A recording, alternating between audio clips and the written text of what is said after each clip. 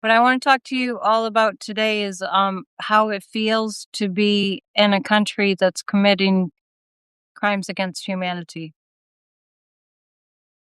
So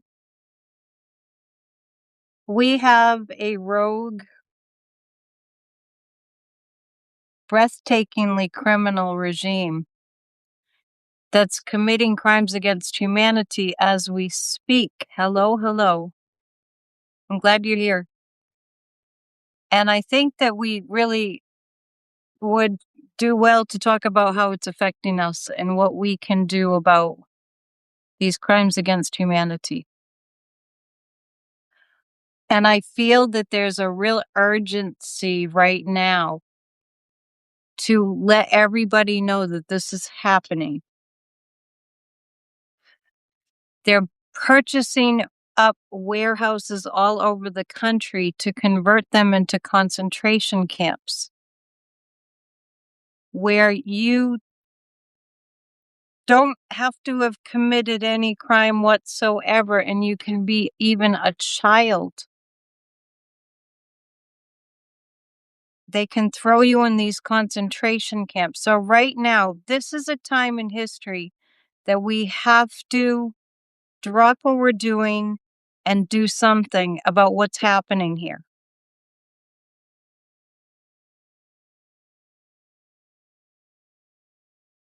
I know for some time, for a few years, you might remember when Trump, the first term around, the first hell term that we went through with him, and through all his campaign rallies and everything. So many public appearances that he had where he was going, "Oh, I love Kim Jong Un," and in fact, for the first time in American history, a president decides he's going to go to North Korea and meet up with Kim Jong Un. And boy, did he was so proud about it. We write love letters. Well, that was weird.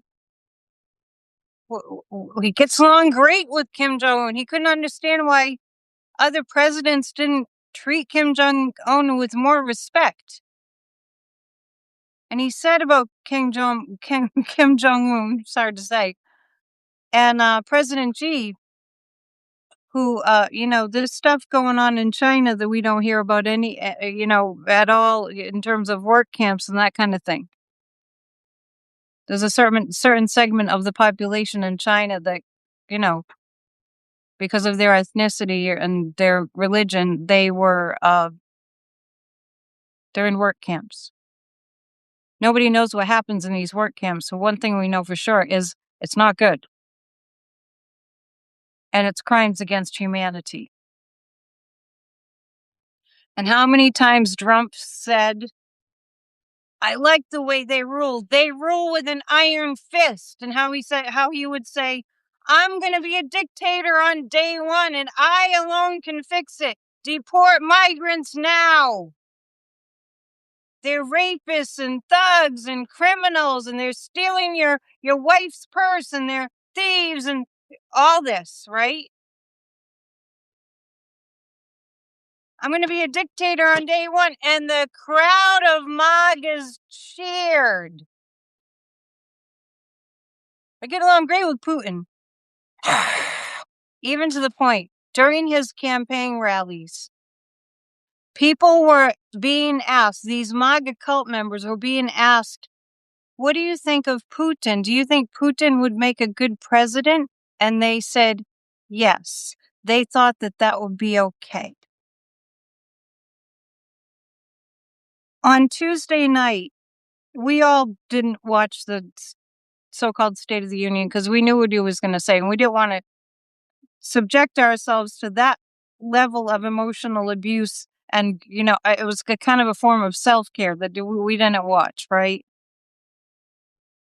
But I have been aghast at clips that I've seen of that night at how the MAGA Republicans were right in line with all the horrific things that he was saying, even though he's committing blatant crimes against humanity, they're all like, "Oh, yeah," cheering like they're at a rock concert, right? Remember that? I mentioned that the other night. I don't think he ever mentioned ICE, but he certainly mentions the aliens a lot, the illegal aliens, which I thought we gave that up, several years ago out of its decency. An alien gives a person a feeling of they're scary. No matter what you think of aliens, they're scary and they don't belong here because they're aliens. We're building freaking concentration camps in the United States of America, and it's happening kind of undercover. And they can sneak things up. It happens all the time. Case in point, how many times have you driven down the same street in your area where you live, and maybe you haven't driven down that street in a while, maybe a few months or a year, and then you go down that street and you go and you see this complex and you're like, when did that happen? Right? That can happen all the time. I don't think, Kathy, that Trump thinks they're all criminals. I think it's just brazen racism.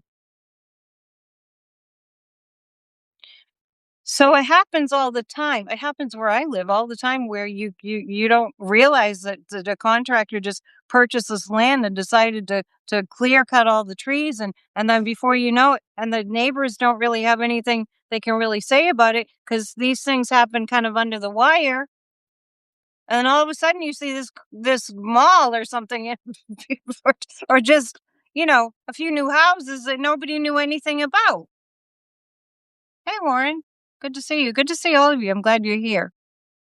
So my point is that they're building these concentration camps, under the radar. And I know how easy that is to do with just, new luxury homes being built and that kind of thing. And I've fought that kind of thing here in my hometown. Plenty. And it's hard to get anywhere with that. This has been my experience because money talks. So when I think about those MAGA Republicans on that side of the room the other night, just acting like Trump is God's gift to America, I was just, that little bit that I saw of it, I was just like, and I think that you all probably feel this way too. Really? Nothing works? Nothing budges them out of their cult mind? And then you heard people like Jim Jordan saying, "Oh, it was amazing. It was like apple pie. It was so incredible. It was." And then you heard all these faux news. It was the best speech in American history. That was the best speech ever given by a president of the United States. Think about the good presidents we've had through the years. Really? That's all you got for us? That's the best? That's cult mind. When people say they drank the Kool-Aid, and we remember where that came from. Jim Jones had his followers so wrapped up in their cult minds, probably talking about the rapture and that outside world is so dangerous, that he convinced them to drink the cyanide-laced Kool-Aid because he said that would be good. Or Heaven's Gate. I'll never forget that Easter morning. Horrified. We were all horrified. This crazed lunatic, I don't remember his name, convinced his cult followers that the Hale-Bopp comet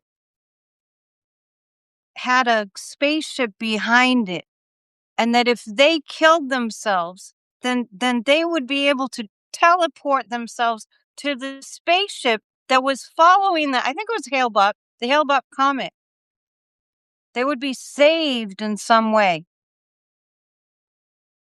So when you think for 1 second, oh, they can't be that, these MAGA Republicans, they can't be that far gone, can they?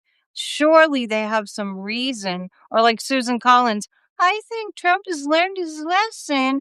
Surely they can't really be going along with this crimes being committed against humanity. They can't possibly be like, oh, forgetting that part. Guess what?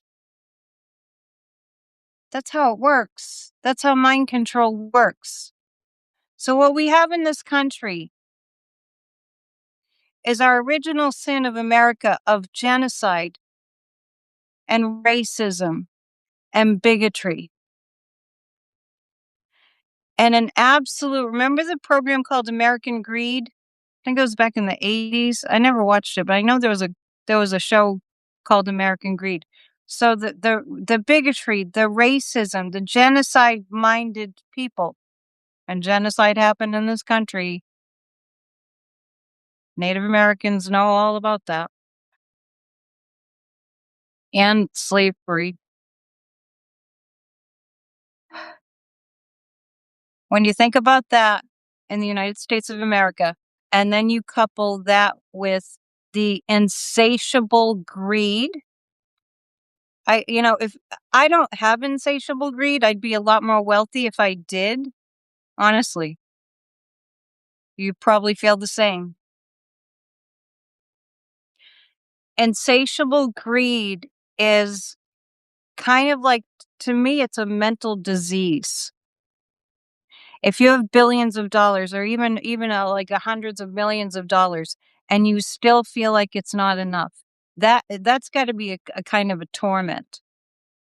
So what I saw with those MAGA Republicans was their absolute racism, their absolute insatiable greed. Me, me, me, me, me. All that matters, I don't care about those other people. I just need to have my money. I don't care how many people get hurt. I just need those dollars in my coffer. And it's going to feel good. And I'm not going to think about people suffering. In fact, I'm going to deny it. This is a MAGA Republican mindset. These are the people that are in our Congress thinking it's okay, apparently, that we have a 34 times convicted felon in the White House who's running an international criminal enterprise, who's committed more crimes than we can even list, who's very, very much a part of the whole Epstein files debacle, very much a part of that.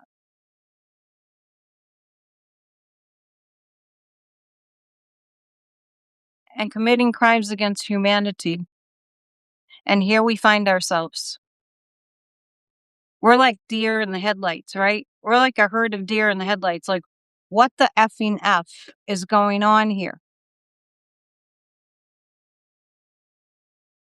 One of the worst criminals in the history of the world, with an addled brain that's,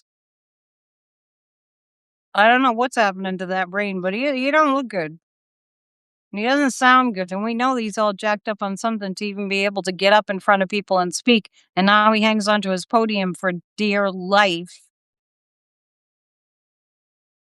And then to add insult to injury, there you have J.D. Vance and you have Drumpf there saying, and you know what? I'm going to give J.D. a job. And his job is this: to stop the fraud in Minnesota. Oh, fraud? What fraud? I thought that got, I thought the Biden's DOJ, prosecuted people and held them accountable for there was some kind of a fraud going on, right? The biggest fraudster in history. How many things did Trump do that were fraud? Voter fraud, tax fraud, all the rest. We know, we've been living through this. Oh, and I need to put JD in charge of the fraud in Minnesota. What effing fraud are we talking about, Mr. Fraudster? Mr. Master Fraudster? Mr. Master Criminal? Mr. Master Pedo? Mr. Crimes Against Humanity? What kind of fraud in Minneapolis? Look, what is this fraud that you speak of? Oh, guess what? It's a certain race of people. Because all these people that happen to be from a certain country are all heinous criminals. They just all happen to be Somalis. And here we are, like, what else? What else? What else? They're flooding the zone. They're flooding our minds with so much that we don't even know what to think of first. But let me tell you something. We cannot do nothing.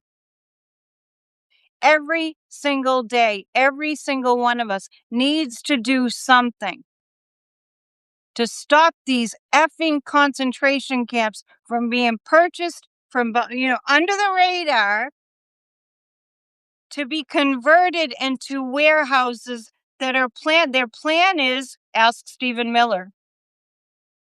I wouldn't want to be in the same room with him, but anyway, you can find out. The plan is to put as many human beings in these camps as they had in the slave trade ships, of that dark, dark, dark stain on our human history of slavery. And if you've ever gone to a museum, or if you've studied it in school, if you got the history about what that was for those poor, innocent people that got rounded up and forced to be on slave ships and cross the ocean to a foreign land to become abused and misused by human beings as slaves. Crimes against humanity. That's what Stephen Miller wants. Who the F is Stephen Miller? Who gave him all this power? And then you have Jared Kushner over there, now that we've murdered, he didn't say this, but he might as well have said it. Let's exterminate as many Palestinians as we can, because we want beachfront luxury hotels in Gaza. I know it's too much. I get that it's too much. I get that we're livid. And I'm going to tell you what this does to us psychologically, because I've been noticing it in myself. We're at risk of losing hope. I'm not saying that I lost hope. I'm just saying there's a risk of losing hope. And I'm going to tell you what feeds that sense of losing hope. What feeds it is this. It's simple. You might not think about this. I kind of felt despair when my car was very stuck in the ice. My car is still stuck. I live in town, so I can walk places, but it'd be nice to have it unstuck. Anyhow, my point is, I'm gonna tell you what doesn't help. There were two guys talking to each other from their trucks. They probably worked on the wharf or fishermen or something. And what I really needed was a push. They completely ignored that I needed any help. It was obvious that I needed help. They completely ignored that this woman could use a push. She could use a couple guys right there, obviously strong.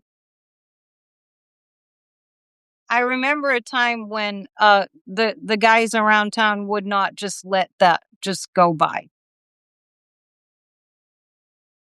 And I know that might sound silly in regards to what I'm talking about. That's really heavy and really difficult. And part of the reason that I'm here doing these Substack lives is because I know you feel the same way. And it really helps a lot to feel the same way together and to put our heads together, even if it's just virtually, and say, we're going to do something, and here it is.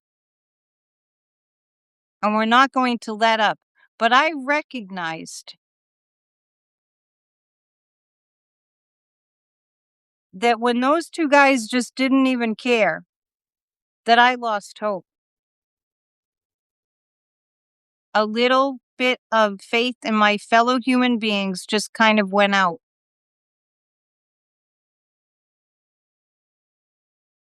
We can't do that. It wasn't about not being helped out. It was about the consciousness that says, I don't give a shit about you. I'm just having a conversation with my friend in the truck. We're both sitting here in our trucks, just talking. And I don't want to think that it's rare. That doesn't usually happen.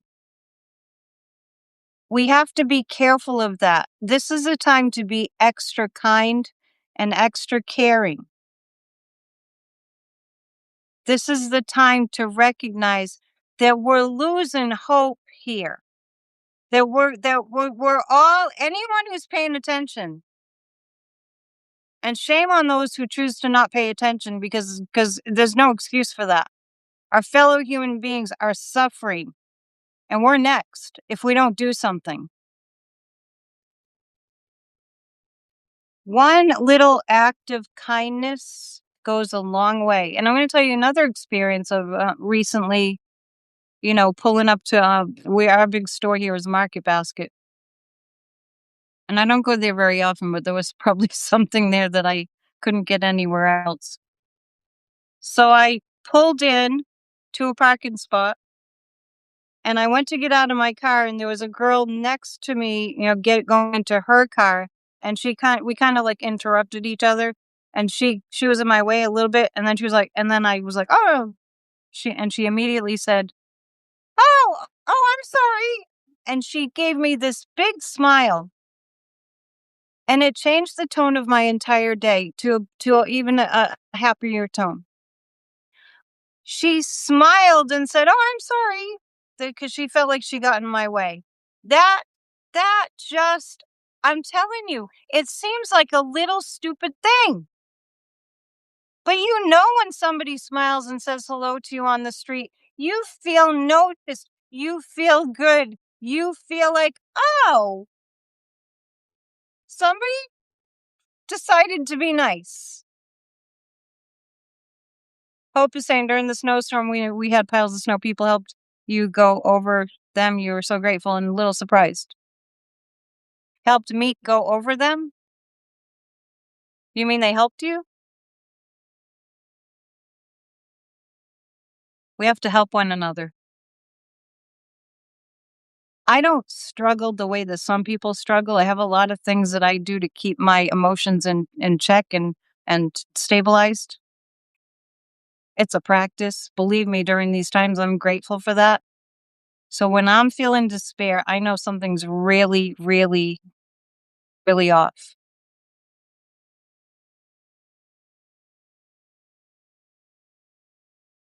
Good, Hope. So you had good experience. Usually I have good experiences with people helping. We got to think about the people that are ignored. I think it's good to just assume that everyone's having a hard day. Even if that's not true, just assume that everyone has their own cross that they're carrying, and we don't know what that is. You could be encountering somebody in the coffee shop who's got a beloved parent dying of a terminal disease.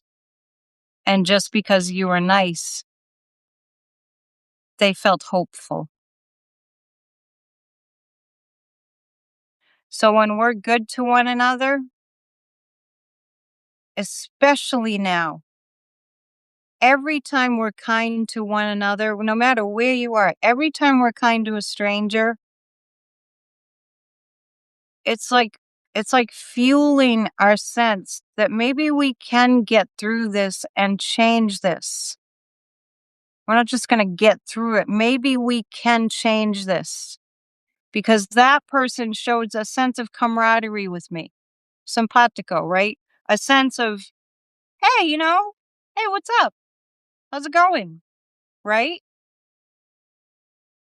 I noticed for myself with my incident of not being helped that I caved into F it. I'm trying not to swear. That I did. And I've had an attitude for 2 weeks now. I have. It's true. I feel like the city should have cleaned that parking lot. Didn't. It's a public lot. And I caved into all the times that I needed help and nobody helped me. Because that's what happens. It becomes a downward spiral. But at least I'm aware. That's what I'm doing in my head. And I'm very, very, very aware that when people come together and they work together and they enjoy being together and they rally for a cause, it lifts the energy so high. And that's why when they had the People's State of the Union, the counter to the hellscape that was going on in that capital, with all the cult members like SEALs. Trump, oh, he's so wonderful. The best speech in presidential history. While that was going on, we had each other's backs. Do I think it can be like that again? Kathy, I'm talking about the People's State of the Union. We had each other's backs. The people in Minnesota have each other's backs. The people at these rallies have each other's backs. We need to be more out with it. I'm the kind of person that usually says something, and I would have said something to those guys in those trucks, but I just wasn't in the mood. I would have said something like, thanks a lot, you big jerks. I wasn't in the mood. I absolutely know that the American people have it in us, and it's never going to be all of us because that's not true for anything. It's like thinking that everybody likes you. And I heard a statistic that said no matter how wonderful you are, I think it's like 13% or 30%, I forget, of people will just hate you anyway. So it's never going to be everybody. You would have said, thanks so much for the help. Yeah, something sarcastic, right? It's never going to be everybody. We just need a critical mass. And what I've been seeing lately, and I'm really grateful to the people that are doing the work on social media. Jim Acosta is down at Dilley in Texas, and he's making people aware of what's going on there. They have that Dilley facility.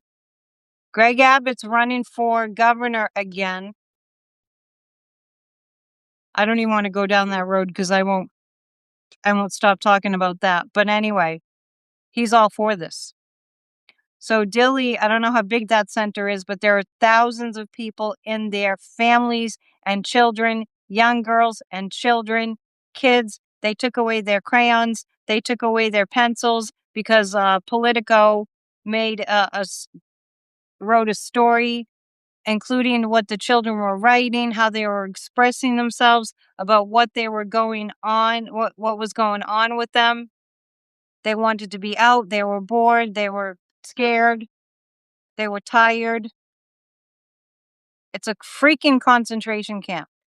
And Jim Acosta is making people aware of it. He actually had a girl, you may have seen this, it was a live stream this afternoon, a girl that's in that facility who's 18, who's younger, like there's twins in the family. They're 5 years old. So she has siblings. She's the oldest. Her parents are there. I don't know if they're with her. And they've been there for 9 months. There are women that are pregnant, ready to give birth in a freaking detention center. They don't have the adequate medical care that they need. And these are privately owned and privately run facilities that have a deal with our government using our taxpayer dollars. I'm so mad I can't even talk. Our taxpayer dollars to torture people. Do not go back to sleep. If you love democracy, you're the enemy. Do not go back to sleep. These are crimes against humanity, and we're in this window of time right now where they're planning to ramp it up fast. As fast as possible. Remember Tom Homan was caught accepting $50,000 in a freaking paper bag? I think that may have been a prison owner. I'm guessing, but that would make sense.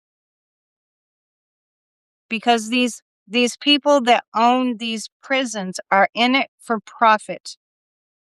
How is this different from Germany and World War II? What I heard Trump say at the State of the Union was he has to go after the fraudsters. He justifies the horrible things that he's doing by pointing to innocent people and saying they're vermin, they're all criminals. Oh, 5-year-old children are criminals? How is that even possible? And that's not what we do to prisoners.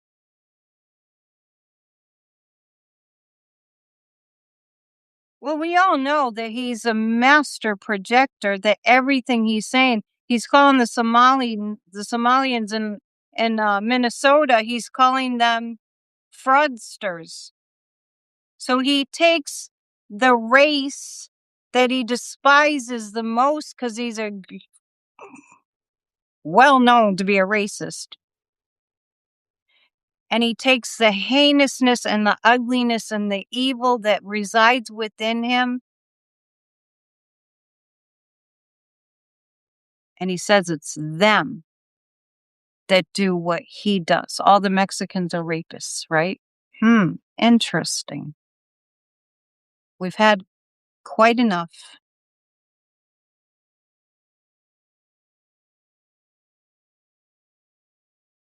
I would love to know that we're all making a commitment to not do nothing.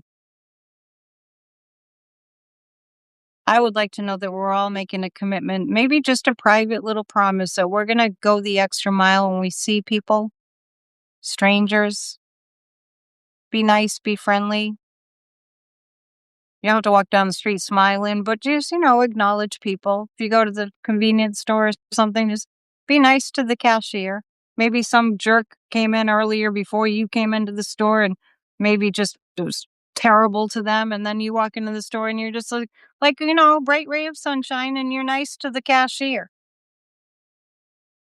We need to amp up the niceness and amp up the activism. We need to get this fascist regime removed. In no uncertain terms, they need to be removed. Hope keeps being nice. Well, you have the right name. It's a wonderful name. And we really have to know that together we can, like Obama would say. Together we can.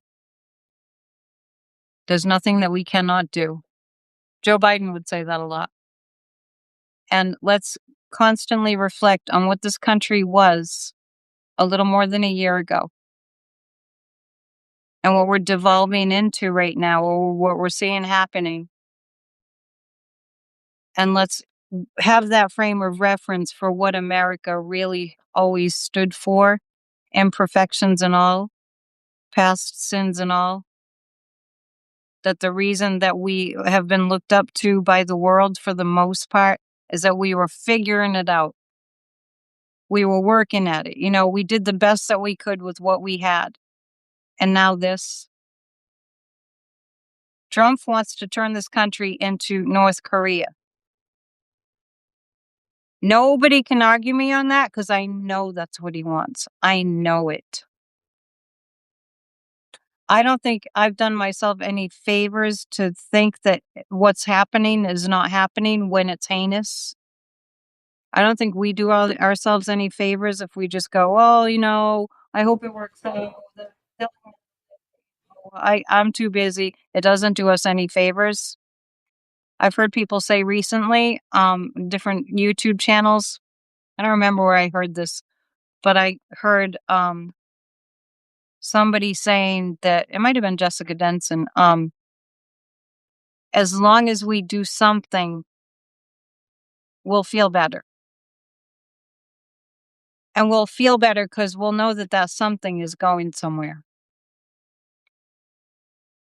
So I went a little over tonight, but I want to thank you for being here. I want to thank you for listening to me just rant and vent and just, commenting, and hopefully you can share. Personally, I'm going to continue to fight the good fight. I'm going to continue to be on Substack and on YouTube. And I'm not backing down. I haven't backed down for the past at least 8 years. And I'm really, really, really hopeful that, because this is a main objective of mine, I'm really hopeful that my showing up every single day, at least on YouTube, almost every day on Substack Live,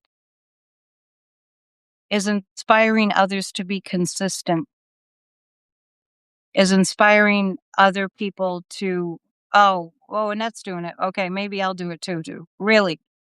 And you can be that for other people too. So I would love for you to share what you're doing in your communities. I would love for you to share what you found out about these concentration camps coming soon to a warehouse near you. And let's keep sharing. Let's keep being together.